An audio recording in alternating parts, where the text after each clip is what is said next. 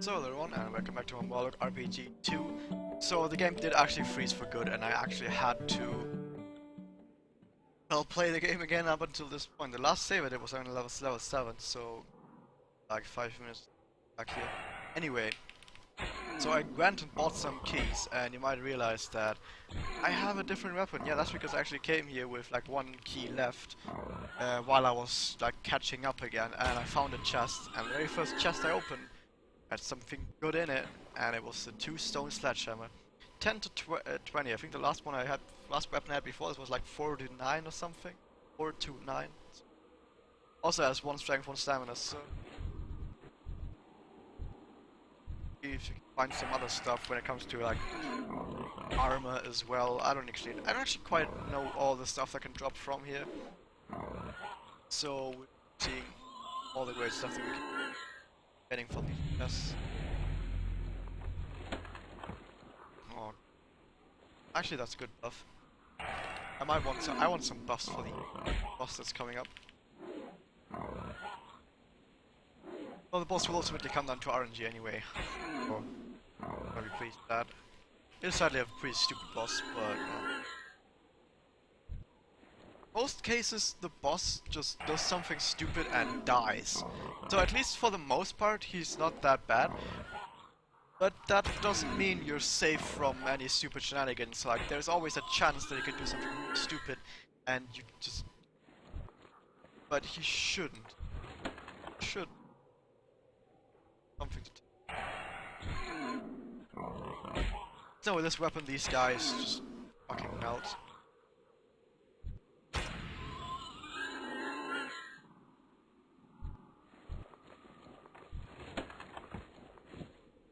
They're just barely better me. Okay. Let's... Battle Shout. Does waste a turn, sadly. But Battle Shout does this for 2 minutes or 120 turns. You get strength and agility. A lot more. It's good. And it also generates a bit of rage. So I should have done it outside of the battle. I'm not sure if I wanted to do. Can't do it in between battles as well. Oh, for sure. Sadly, not quite as good. Should we go with? You can rent him right away, which puts him on like half health on me. Sad. Like even better than before. I think we have like this one more chest, okay, and then we're done.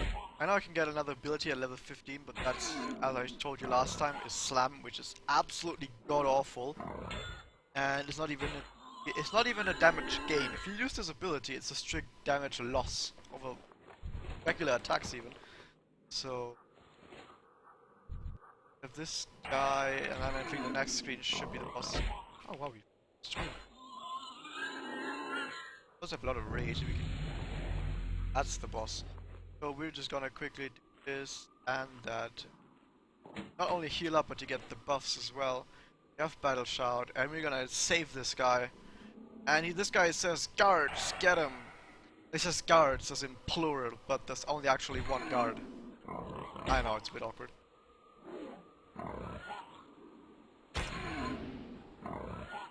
So this guy is not actually anything, it's just a regular dude, so... And we kill a lot of regular dudes anyway, so here's the actual boss. Got a bunch of abilities. Lightning Ball, which does a ton of damage. He has an ability called Hex, which stuns you for 2 turns. It's basically the demoralizing thing from before. There we go. And what? You're not supposed to be able to parry that? Okay, I just parried it apparently. He actually does a ton of damage. I want to keep some stuff. Okay, and then you can cast Healing Surge. We can just pummel him, and there we go. He also does a lot less damage because he has to attack normally. That looked fairly simple, but notice that my health still dropped fairly low. See, this is terrible.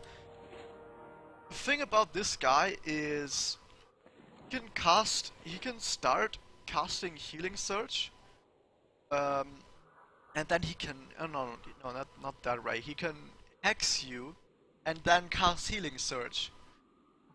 which is terrible because then you're stunned while you cast Healing Surge. But most importantly, what can happen is Pummel can miss. If he tries to heal and your Pummel misses, probably just lose the entire fight. There's nothing you can do. He heals to full, and then he just zaps you dead, and that's about it. You're just dead. So it all comes down to if your Pummel hits or not.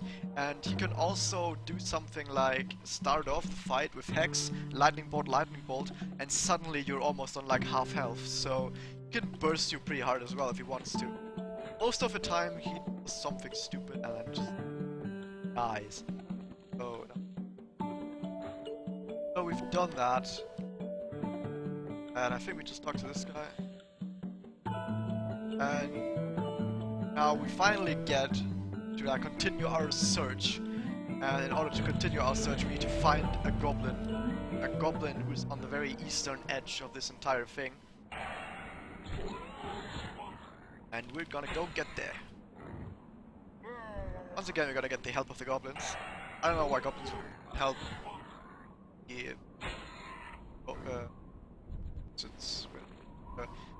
And that's the auto defense turret, but it's not gonna shoot us because we have an important message.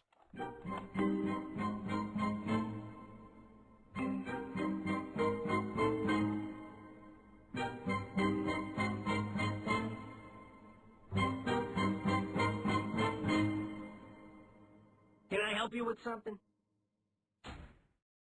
And that's the end. And so, brave Murloc ventures forth in his quest for vengeance. Will Murloc ever find the assassin he's... What makes Mad Gomzel so mad? Find out. Never. Game actually never... And then it says you can export the save so you can keep my stuff for the next episode. Now you also unlock the arena mode, which is... like nothing. Basically what arena mode is, you just start in an area right here in Blade's Edge Mountain.